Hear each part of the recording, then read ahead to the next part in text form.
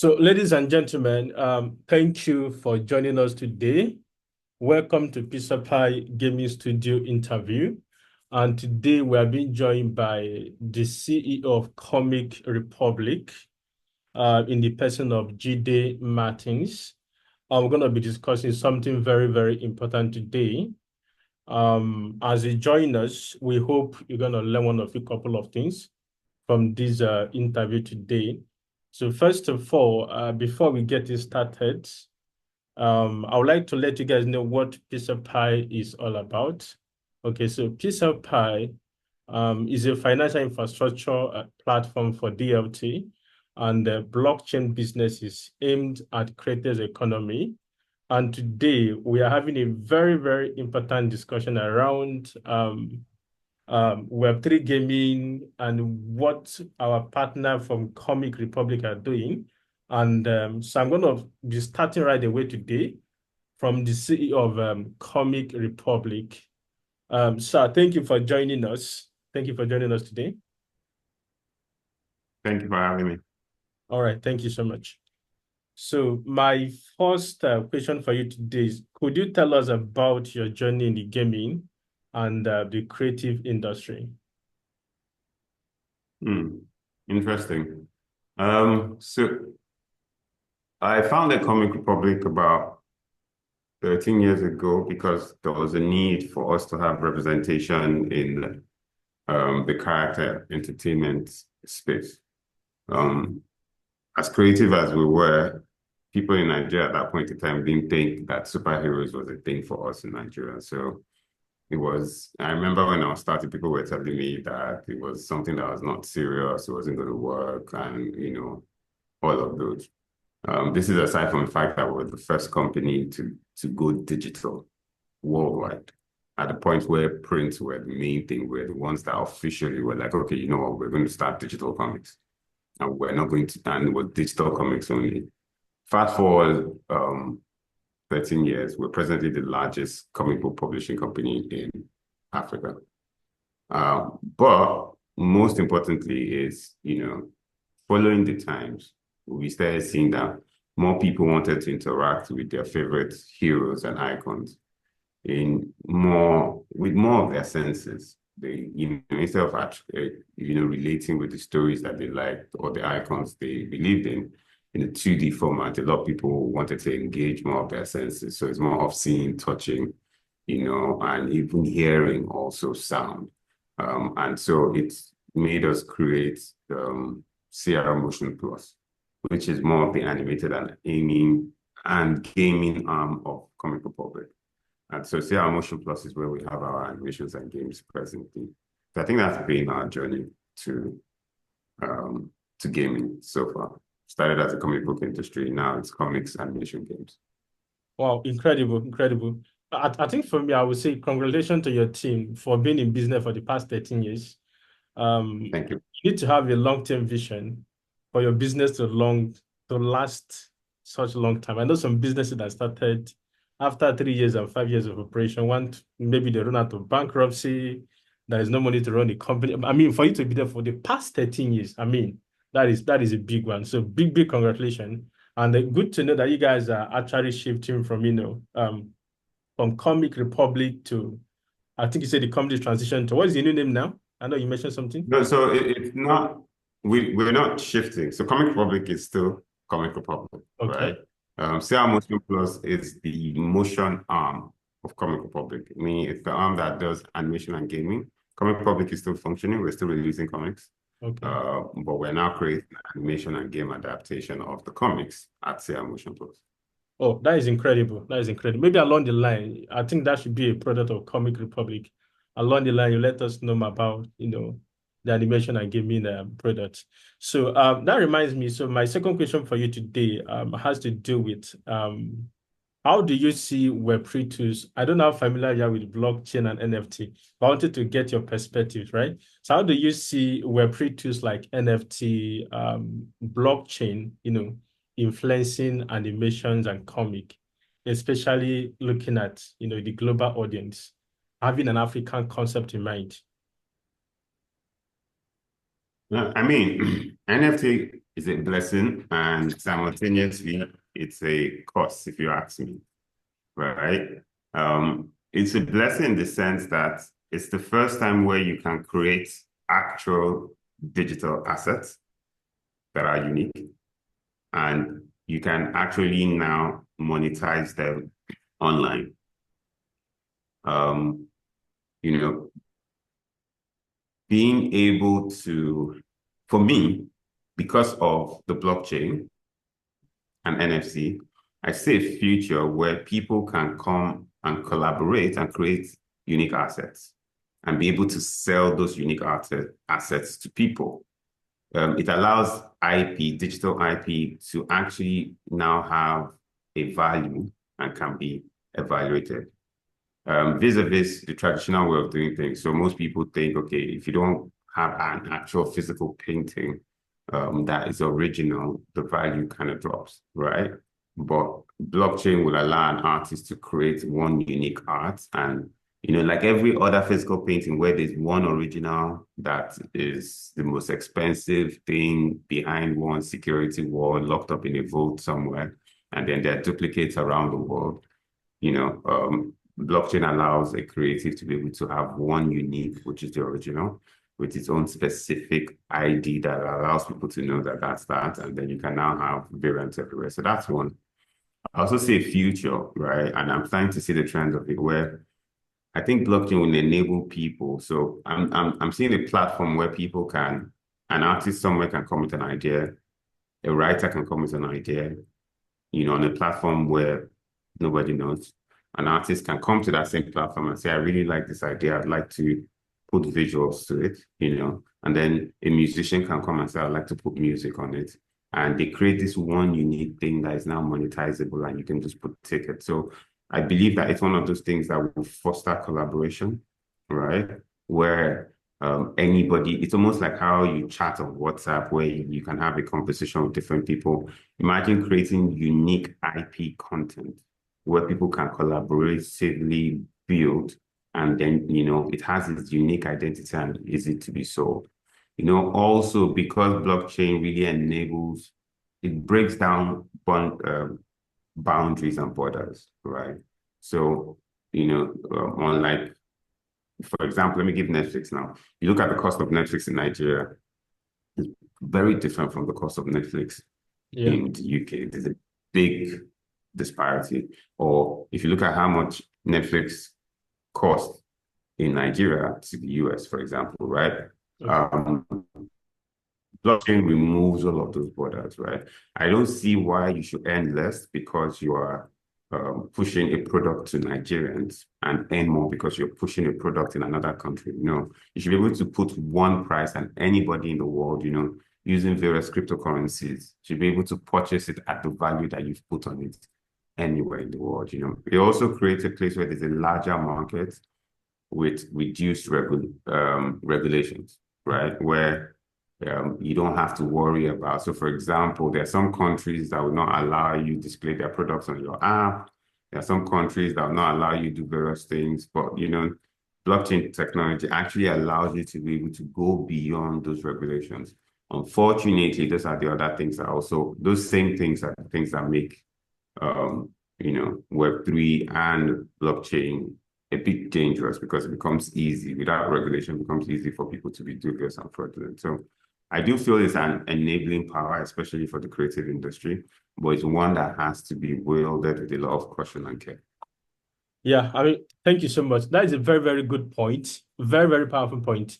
I love the fact that you guys are more like a Web2 company, but yet you guys are embracing, the limitless opportunity that blockchain offers, whereby you stay in Nigeria, you have a client in US, you don't need to go to US to do a couple of things. You can stay in Nigeria through the NFT, the IP address that represent the values of your product, and somebody in US can get it at even the same rate that somebody that stays in US can also get the same product.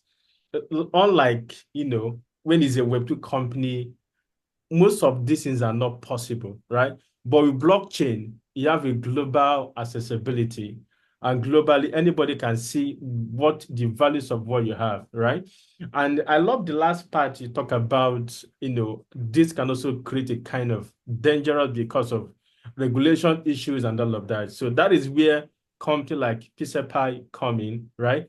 So whereby you have a kind of a gaming studio, you are building a gaming product, a gaming company, but you're having issue with compliance, right? Global compliance. We have compliance like MICA and so many other compliance that is coming up globally, right? So company like PCSPI help you to guide you on how you can, have your legal framework on how your company can actually operate globally. No matter where you are based in Nigeria, maybe in Asia, with PCSPI, we can actually give you that legal backing and the guidance on how you can launch your product globally, right? So thank you for that powerful input there. So I have another thought for you here, right? So, and it has to do with, have you actually explored, I know you talk about the NFT blockchain. So have you think about like exploring blockchain NFT in your work at Comic Republic, right?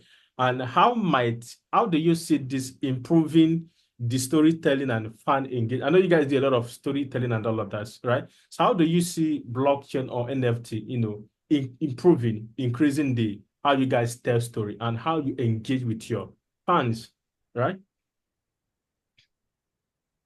So, to be honest, we started creating digital assets. If you go to our app right now, you see that we have, a couple of assets on OpenSea, that we wanted to sell. But I think Web3 and especially, blockchain technology itself has unfortunately had, due to people like Sigmund Freud, presently has like a bad image, right? And it's false because there are safe places and safe platforms where you can, trade conveniently. But presently, a lot of people are kind of shy about it. It's a niche audience who are very, very, enlightened and know how to protect their wallet and things like that, and digital assets from either being stolen and, stuff. So we've kind of put a pause on it presently simply because we want the technology to stabilize. We want the technology to become a little bit more, open source. Well, not open source is the wrong word. We want technology to be a little bit more accepted by the majority of, yes, more regulated. Well, I don't think you can ever really completely regulate blockchain technology. Some countries might be able to put certain laws, but I mean, by nature, it's meant to not be regulated. So I think it will not be, blockchain anymore once there's too many, or once countries can effectively regulate it. So we do intend to come back because it's such a powerful tool. But, when it has built a lot more confidence in the masses and it becomes like a household name, the same way any currency or technology is, we will re-employ it as a tool to grow our business. We're very interested in anything that breaks boundaries and allow more people to trade fairly. So we will come back to it. Yeah, thank you so much. Thank you so much. I'm good to know that you guys are actually, exploring that line. And I'm also happy to hear that you guys, you have experience with OpenSea, where people list their NFT and all of that, right? I may kind of agree with you that if you're looking at the African perception about blockchain, cryptocurrency, and all of that, majority of the people see it as a scam, right? People are yet to understand the values, the underlying technology behind blockchain, the impact, the problem they can solve. It can solve a lot of problem, right? But it's just that majority of the people believe it's a scam because of the way we have heard about cryptocurrency, Bitcoin, and most guys have been a victim of it because some of these wrong guys, they use it to rob people. They use it to scam people, right? But when you go deep, you will see that there is, for example, now, let me use stable coins as an example. If you have a friend that stays in UK or US, and if somebody wants to send you money, let's say somebody wants to send you $1,000 or $10,000. If you use bank to do that kind of transaction, it might take you like 7 days or 3 days, right? But if you use blockchain to send somebody $10,000, from UK to Nigeria. It's not going to take more than 10 minutes and the money will arrive.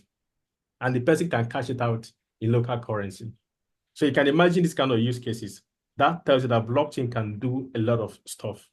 So imagine you do a business, you buy goods in China with this cross-border payment, you can get your goods delivered immediately to you. You don't need to pass through the bank paper and all of that. So blockchain has a lot of immense opportunity. We don't need to understand the values. I believe we need to do a lot of more education for people to understand that blockchain is not a scam, but it solves a lot of real world problem.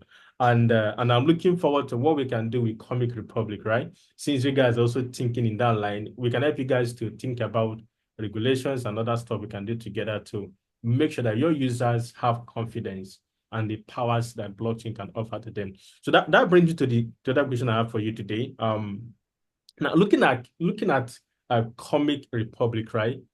Is Comic Republic exploring Web 2 or Web 3 gaming, right?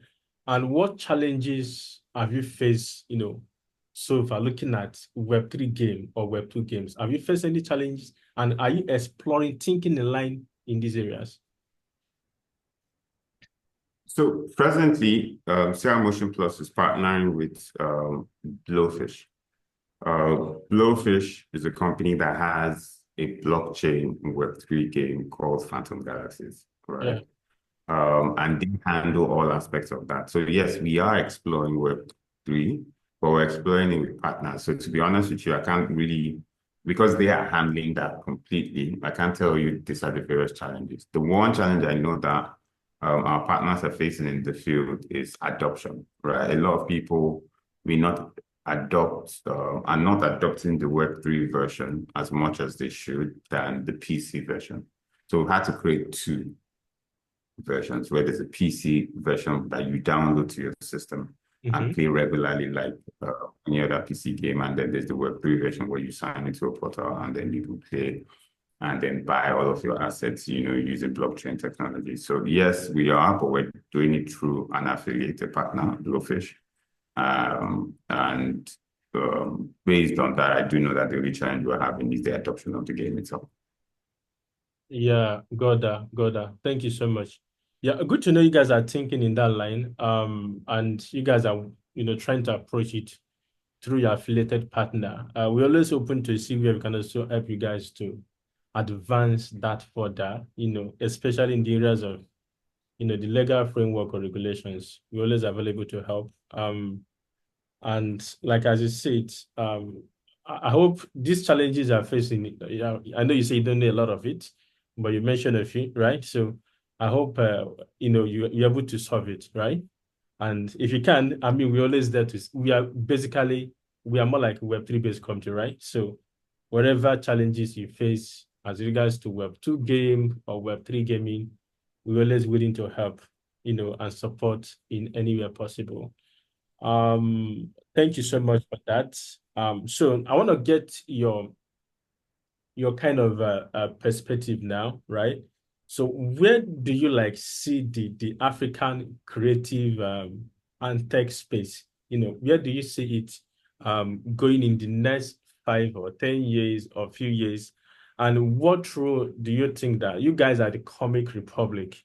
What role do you think you guys is playing, in advancing the African tech and creative industry in the next 5 to 10 years?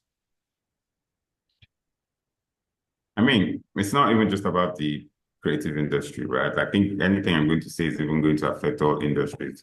Technology is a massive enabler, right? Any value chain or any process or system that has not adopted technology in order to fill in the gap, either to reduce time and efficiency, or even to boost its workforce already, it's either an industry or a business that's going to be left behind, right? Comic Republic built its foundation on technology. We started not with brick and mortar, but we started with digital comics, right? And 90% of the people that we're working with are people who work in different parts of the world. I'll tell you confidently that nobody in Comic Republic draws on paper anymore. Everything that we do is created digitally. And we've even gone as far as we don't store information on hard drives. We don't store information on even our system anymore. Most people will tell, like, we have a no hard drive or a no storage on your physical location policy. We use various cloud-based systems to work effectively and efficiently. So I know for certain that the future of almost every work industry and workforce is going to be IT based, and it's going to, I think it's the enabler that will push Nigeria from a third world country to a first world country faster than the past generation. So I think it's crucial. I think it would help us grow exponentially, and also make us a lot more efficient. Plus, it's also a connector. Technology also allows you to be able to work with different people, experience different cultures, understand and then assimilate various workloads faster. It is the future for Nigeria, the creative industry, and all industries, as a matter of fact, without a doubt.